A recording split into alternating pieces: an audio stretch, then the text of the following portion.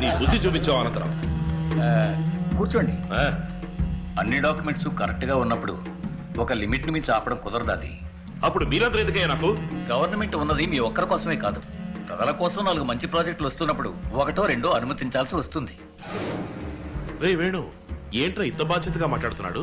వాడిచ్చిన 50s బాగా పనిచేస్తుందండి. మరి నేనిచ్చిన సీలన్నిటికీ నాకు ఏనా? మీరు ఇచ్చిన దానికంటే ఎక్కువే చేయించుకున్నారు. మిగతా వాళ్ళని 4 డబ్బులు చూడనివ్వండి. ఆర్డర్ మార్చవన్నమాట. మార్చడం కుదరదు, అన్ని కరెక్ట్ గా ఉన్నాయి. జీవో కూడా పాస్ చేశాం. నిన్నే మార్చేస్తే,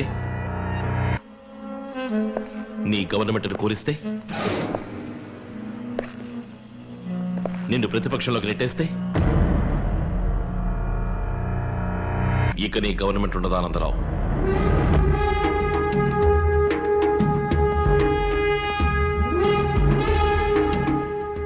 ఎమరెస్ట్ గారు, శాసనసభలో అవిశ్వాస తీర్మానం ప్రవేశపెట్టండి, ఎంత ఖర్చైనా సరే. ఇప్పుడు అదర్సు కదా? ఏం బాలేదు, ఏదో ఫోటో నెగటివ్ లా ఉన్నారు. ఏంటి ఎగతాళా? నల్లగా ఉన్నారు, కష్టపడి తెల్లగా మారుస్తూ బాగలేదంటారేంటి? మీ దగ్గర నాకు నచ్చిందా నలిపేనండి. ఇదేదో తెచ్చి పెట్టుకున్నట్టు. అమ్మయ్య ప్రతిభావరా, తొందరగా వెళ్ళి ఒంటికి పూసుకున్నా తెల్లబెట్టి కడుక్కొచ్చే.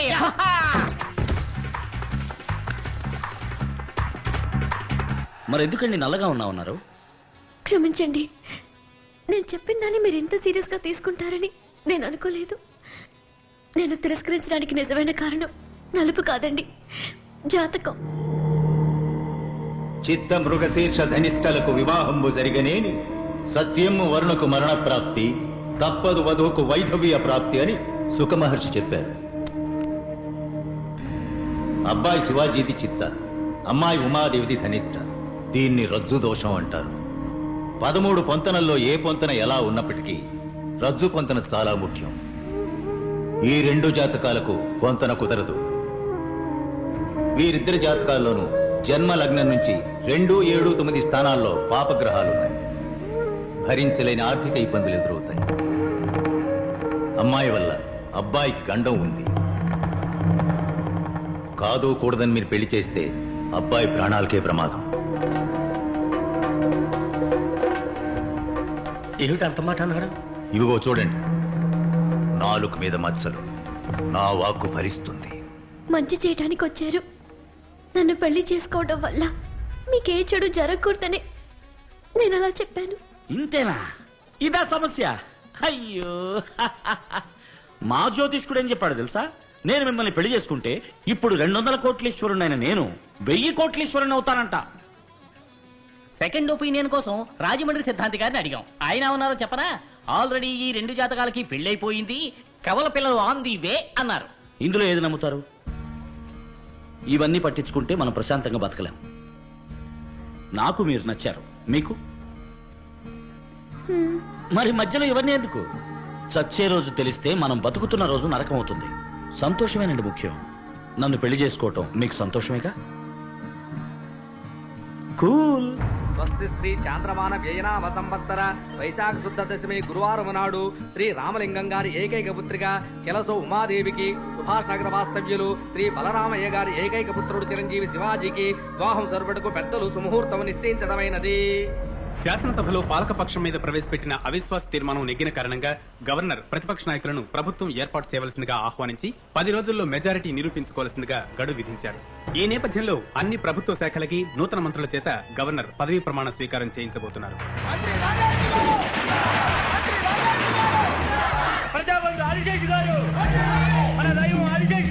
రండి రండి, నేనే తమ దగ్గరకు వచ్చేవాడిని బ్లెస్సింగ్ తీసుకోవడానికి. మీరు కొత్త మంత్రి, మీకు ఆ మర్యాద నేను ఇచ్చి తీరాలి. నేను కింగ్ మేకర్ నేను రుజువు చేసుకున్నాను. కృతజ్ఞుడయ్యా, కృతజ్ఞుడి.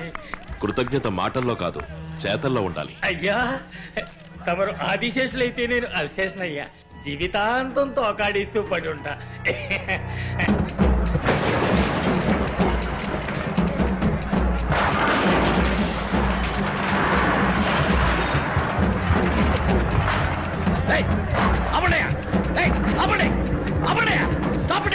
ఎందుకు పడగొడుతున్నారు? ఇక్కడ ఐటీ పార్క్ ఫ్యూచర్ డెవలప్మెంట్ అని గవర్నమెంట్ ప్రాజెక్ట్స్ వస్తున్నాయి. ఇక్కడ కట్టడాలు కట్టడం తప్పు. పడగొట్టండి. ఏమనుకుంటున్నారయ్యా? మనిషికో కారణం చెప్తున్నారు, ఆవు అంటే పడగొడుతున్నారు. 50 కోట్లు తీసుకుని ఇంక మీద ఏ సమస్య రాదని చెప్పారు. ఇప్పుడు ఇదేంటయా? సార్ ఇది కొత్త గవర్నమెంట్ ఆర్డర్. కావాలంటే నేను రేపు పొద్దున వస్తాను. ఈలోగా ఎవరితోనైనా మాట్లాడి ఏం చేయగలరో చేయండి. ఏ సార్ అక్కడ గవర్నమెంట్ ప్రాజెక్ట్ వస్తుంది, ఏ బుద్ధి లేని బదులు ఇచ్చాడు మీకు పర్మిషన్? నో ఇది రాంగ్ ప్రాజెక్ట్, పర్మిషన్ ఇవ్వకూడదు. సార్ నేనేం తప్పు చేశాను సార్? నన్ను ఎందుకు ఇలా వేధిస్తారు? మంచి చేయడానికి వచ్చినందుకు ఎంత శిక్ష? అన్ని మెట్లు ఎక్కి దిగేశాం. టేబుల్ కి, బెంచ్ కి, అధికారికి, మంత్రికి, వాడు వీడని అందరికీ ఎంత ఇవ్వాలో అంతా ఇచ్చేసాం. మీరు ఇచ్చింది ఆ ముఠాకి, ఆ మంత్రులకి. మేము ఫ్రెష్ బోలెడంత ఖర్చు పెట్టుకొచ్చాను నాన్న.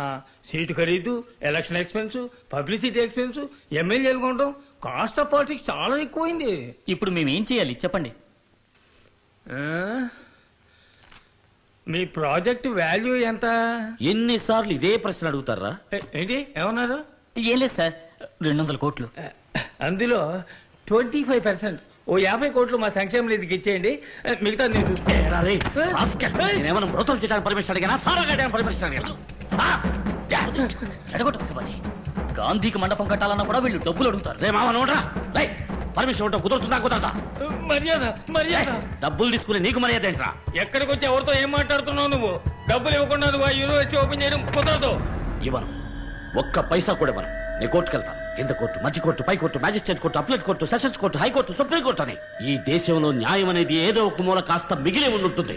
దాన్ని తప్పి తీస్తాను. వెళ్ళి ప్రయత్నించు.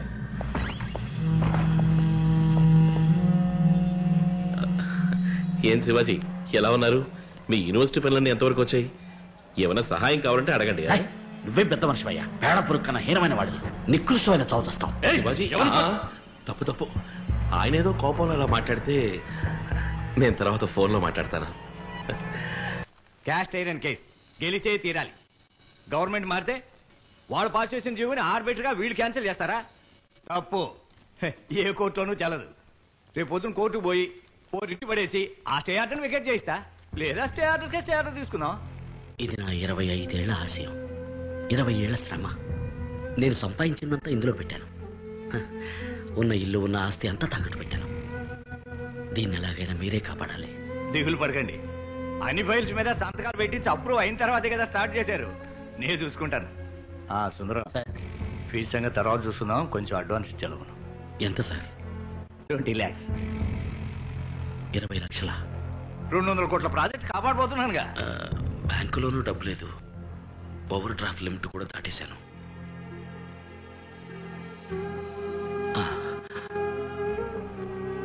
అడ్వాన్స్ నాకు ఆలోచుకోండి. ఏంటండి ఇది ఇరకాటంలో పెట్టారే? అయ్యయ్యో మీరేం ఫీల్ అవ్వకండి. నేనేమన్నా పుట్టేటప్పుడు కారులో పుట్టానా? చిన్న వయసులో చెప్పులు లేకుండా నడిచాను, బస్సుల్లో ప్రయాణించాను. మీరు ఈ కేసు గెలిపించండి, అది చాలు. తీసుకోండి. శివాజీ నువ్వెంతో ఆశపడి కొనుక్కున్న కారు ఇది. సార్ కావాలంటే నేను డ్రాప్ చేస్తా. వద్దండి, కూల్. నాకు నడక అలవాటే. పద.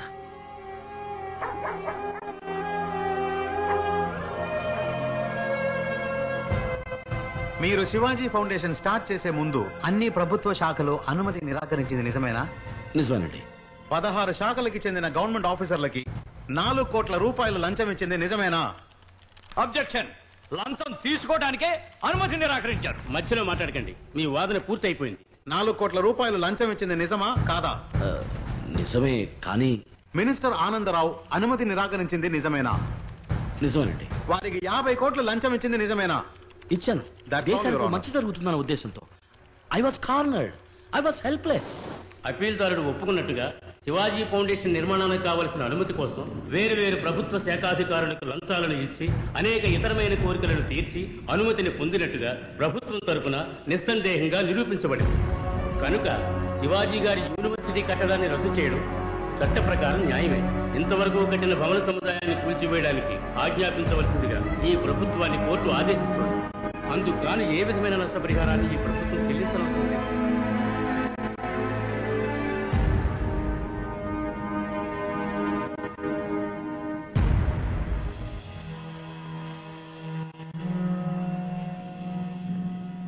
చూసారా శివాజీ గారు ఎంత పని జరిగిందో? మారు మాట్లాడకుండా నేను చెప్పినట్టు ఓ 5 star hotel, real estate business చేసుకుని ఉండాల్సింది. పాపిస్ట్ విధవులు అందరూ కలిసి మిమ్మల్ని ఇలా నడివీధిలోకి ఈడ్చుకు చోదనేశారు. ఇప్పుడు ఏం చేద్దాం అనుకుంటున్నారు? మోట్లో మోస్తారా, లేక పాలు గాని పితుకుతారా, లేదా ఆటో నడుపుతారా? పోనీ నేను ఆర్టీసీలో రికమెండ్ చేసి మీకు కండక్టర్ పని ఇప్పిస్తాను, చేస్తారా? ఓ, దానికి పూర్వానుభవం కావాలి. కూర్చున్న చోట ఒళ్ళలవ్వకుండా నొప్పి లేకుండా చేసే పనుంది, చేస్తారా? మన జాతీయ వృత్తి. అయ్యో, అన్ని 500, 1000 రూపాయల నోట్లే.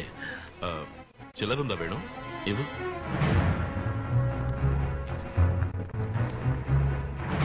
అమ్మా తల్లి జగన్మాత, వీరు చేయబోయే పని విజయవంతం కావాలమ్మా. నా హస్తవాసి చాలా మంచిది, మొదటి పోనీ నేనే చేస్తాను.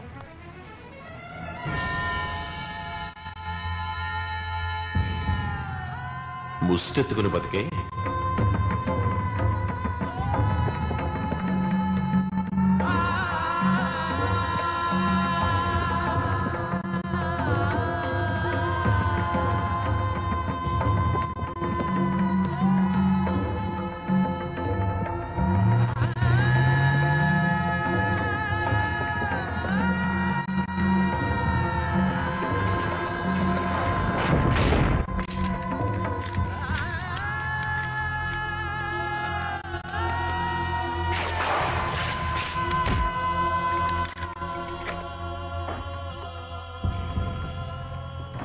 ఎక్స్క్యూజ్ మీ సార్, ఈ ఇల్లు, మిగతా ప్రాపర్టీస్, ఇక్కడున్న వస్తువులు అన్నిటికీ వెలకట్టినా కూడా మీరు తీసుకున్న అప్పుకి సరిపోదు సార్.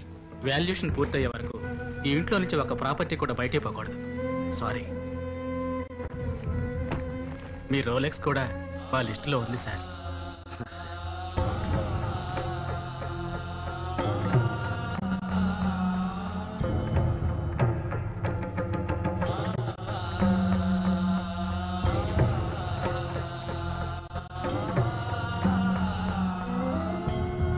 సారీ నాన్న, సారీ అమ్మా. నేను మంచి స్థితికి వచ్చేదాకా మీరు ఊర్లో ఉండండి. మాకే బాధ లేదు బాబు. నువ్వు అమెరికా వెళ్లే ముందు మన పరిస్థితి ఇదేగా.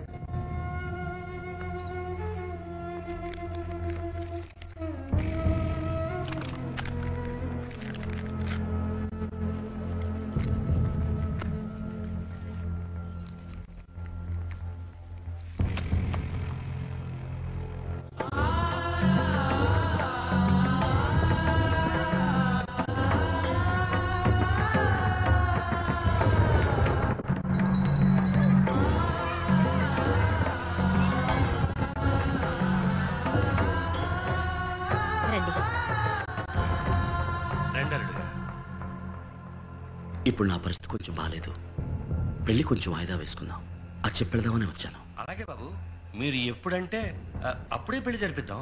లేదు నాన్న, ఎప్పటికీ ఈ పెళ్లి జరగదు. ఏం నువ్వు అనేది ఉమాదేవి? నేను అప్పుడే చెప్పాను వద్దని. ఏదేదో చెప్పి మీరే నన్ను ఒప్పించారు. చూడండి నిశ్చితార్థానికి ఎంత పని అయిందో. రేపు పెళ్లి కూడా అయి జ్యోతిష్ కూడా చెప్పాడు. మీకు ఏదైనా జరిగితే. నువ్వేదేదో ఊహించుకుంటున్నావు. ఏది ఊహ? పూర్తయ్యే స్థితిలో ఉన్న కట్టడం ఎందుకు పడగొట్టే స్థితికి వచ్చింది? కోటీశ్వరుల్లో ఉన్న మీరు ఉన్నట్టుండి ఎందుకు నడి వీధికి రావాల్సి వచ్చింది? It's a coincidence. లేదండి, ఈ జన్మలో మన ఇద్దరికి పెళ్లి జరగదు.